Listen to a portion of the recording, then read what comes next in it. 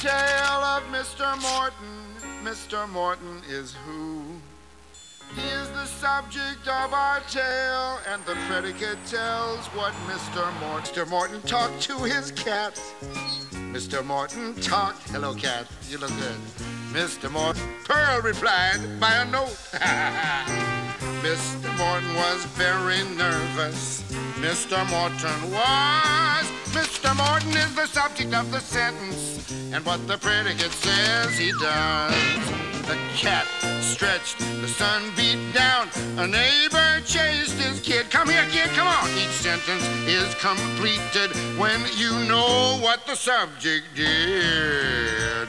Mr. Morton knocked on her door. Mr. Morton knocked. Mr. Morton sat on her porch. Yes, he just sat there and rocked. Mr. Morton was a nervous man. When she opened up the door, he ran. Mr. Morton climbed up his stairs. Mr. Morton climbed. Mr. Morton rhymed pretty words. Mr. Morton rhymed. Mr. Morton was lonely. Mr. Morton was, until Pearl showed up with a single rose. Who says women can't propose?